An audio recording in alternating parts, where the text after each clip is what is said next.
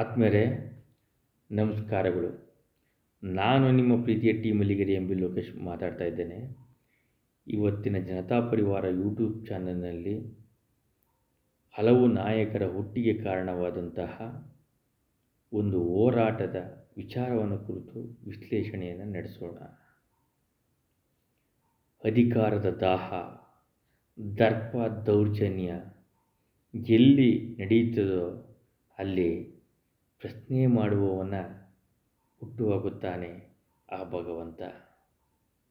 ನೀವು ಎಲ್ಲೇ ನೋಡಿ, ಪ್ರಪಂಚದ ಯಾವುದೇ ಒಂದು ಇತಿಹಾಸವನ್ನು ನೋಡಿ, ನಮ್ಮ ಭಾರತ ದೇಶದ ಇತಿಹಾಸವನ್ನೇ ಒಮ್ಮೆ ಕಣ್ಣಾಡಿಸಿದಾಗ ಎಂತೆಂಥ ಸಾಮ್ರಾಜ್ಯಗಳು, ಹಲವು ಸಾಮ್ರಾಜ್ಯಗಳು ತಲೆ ಎತ್ತಿ ತಮ್ಮ ವೈಭವಯುತ ಸಂಪತ್ತಿನ ಒಂದು ರಾಜಕಾರಣವನ್ನು ನಡೆಸಿ ಹಲವಾರು ದಂಡಯಾತ್ರೆಗಳನ್ನು ಮಾಡಿ ಕೊನೆಗೊಂದು ದಿನ ಆ ಮನೆತನ ಸರ್ವಪತನವನ್ನು ಕಾಣುತ್ತದೆ. ಸೂರ್ಯ ಚಂದ್ರರನ್ನು ಬಿಟ್ಟು, ಪ್ರಕೃತಿಯನ್ನು ಬಿಟ್ಟು ಇಲ್ಲಿ ಯಾರ ಸಾಮ್ರಾಜ್ಯವೂ ಶಾಶ್ವತವಲ್ಲ ಅಂತ ಇದು ಹೇಳುತ್ತೆ. ನಿಜ. ಒಂದೊಂದು ಘಟನೆಗಳು ಸಹ ಒಂದೊಂದು ಮೈಲಿಗಲ್ಲಿಗೆ ಒಬ್ಬ ದೊಡ್ಡ ದೊಡ್ಡ ನಾಯಕರ ಹುಟ್ಟಿಗೆ ಕಾರಣವಾಗುತ್ತೆ.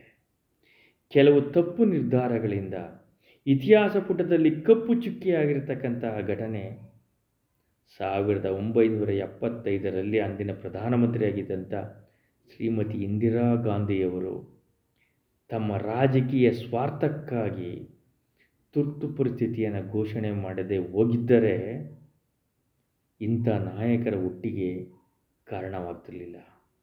ಅದು ಒಂದು ಘಟನೆ ಕೆಟ್ಟದಾಗಿರಬಹುದು, ಆದರೆ ಹಲವಾರು ಹೋರಾಟಗಾರರ ಹುಟ್ಟಿಗೆ ಅದು ಕಾರಣವಾಗ್ತದೆ. ಅಂದು ಈ ದೇಶದ ಅತಿರಥ ಮಾರತ ರಾಜಕಾರಣಿಗಳನ್ನು ಜೈಲಿಗೆ ತಳ್ಳುವ ಮುಖಾಂತರ, ಅಂದರೆ ಹಟ್ಟುವ ಮುಖಾಂತರ ತನ್ನ ರಾಜಕಾರಣದ ದರ್ಬಾರನ್ನು, ರಾಜಕೀಯ ಕ್ರೌರ್ಯವನ್ನು ಮೆರೆದಂತಹ ಆ ತುರ್ತು ಪರಿಸ್ಥಿತಿಯಲ್ಲಿ ಹಲವಾರು ಘಟಾನುಘಟಿ ಜನತಾ ಪರಿವಾರ ನಾಯಕರ ಹುಟ್ಟಿಗೆ ಕಾರಣವಾಯಿತು ಆ ತುರ್ತು ಪರಿಸ್ಥಿತಿಯ ಕರಾಳ ದಿನ. ಒಂದು ವೇಳೆ ತುರ್ತು ಪರಿಸ್ಥಿತಿ ಕರಾಳ ಆಗಿದ್ದರೂ ಸಹ ಘೋಷಣೆ ಮಾಡದೆ ಹೋಗಿದ್ದರೆ ಇಂಥ ದೊಡ್ಡ ದೊಡ್ಡ ನಾಯಕರನ್ನು ಈ ದೇಶ ಕಾಣುತ್ತಿರಲಿಲ್ಲ ಅಂತ ಅನಿಸುತ್ತೆ. ಎಲ್ಲಿ ದೌರ್ಜನ್ಯ ಇದೆಯೋ, ದರ್ಪ ಇದೆಯೋ, ಅಧಿಕಾರ ಇದೆಯೋ ಅಲ್ಲಿ ಪ್ರಶ್ನಿಸುವವನು ಹುಟ್ಟೇ ಹುಟ್ಟುತ್ತಾನೆ. ಅದೇ ರೀತಿ ತುರ್ತು ಪರಿಸ್ಥಿತಿಯಲ್ಲಿ ಚೌಧರಿ ಚರಣ್ ಸಿಂಗ್ ರವರು, ಅಟಲ್ ಬಿಹಾರಿ ವಾಜಪೇಯಿಯವರು, LK ಅಡ್ವಾಣಿಯವರು, ಮಧು ದಂಡವತೆ, ಅದೇ ರೀತಿ ಅಂದಿನ ದಿನ ಯುವ ರಾಜಕಾರಣಿಗಳಾದಂತಹ ಮುಲಾಯಂ ಸಿಂಗ್ ಯಾದವ್, HD ದೇವೇಗೌಡರು, ರಾಮಕೃಷ್ಣ ಹೆಗಡೆ, ಲಾಲು ಪ್ರಸಾದ್ ಯಾದವ್, ಅದೇ ರೀತಿ ರಾಮ್ ವಿಲಾಸ್ ಪಾಸ್ವಾನ್, ಎಂತೆಂಥ ಯುವ ರಾಜಕಾರಣಿಗಳು.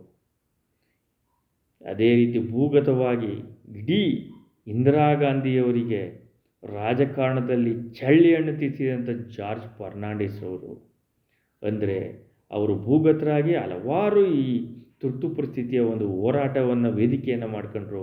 ಅದೇ ರೀತಿ ದೊಡ್ಡ ದೊಡ್ಡ ನಾಯಕರಾಗಿ ಈ ದೇಶದಲ್ಲಿ ಹಲವು ರಾಜಕಾರಣಿಗಳ ಹುಟ್ಟಿಗೆ ಕಾರಣವಾಯಿತು ಅಂತಲೇ ಹೇಳ್ಬೋದು.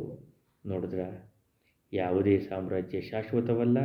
ಅದೇ ರೀತಿ ಯಾವುದೇ ರಾಜಕೀಯವಾಗಲಿ ಯಾವುದೇ ಆಗಲಿ ಶಾಶ್ವತವಲ್ಲ ಅಂತ ಹೇಳ್ತಾ ಈ ನನ್ನ ವಿಶ್ಲೇಷಣೆಯನ್ನು ಮುಗಿಸ್ತಾ ಇದ್ದೀನಿ. ಜೈ ಹಿಂದ್, ಜೈ ಕರ್ನಾಟಕ ಮಾತೆ. ಇಂತಿ ನಿಮ್ಮ ಪ್ರೀತಿಯ ಮಲ್ಲಿಗೆರೆ ಎಂ ಬಿ ಲೋಕೇಶ್. ಜನತಾ ಪರಿವಾರ ಯೂಟ್ಯೂಬ್ ಚಾನಲ್ನ ಸಬ್ಸ್ಕ್ರೈಬ್ ಮಾಡಿ. ನಮಸ್ಕಾರಗಳು.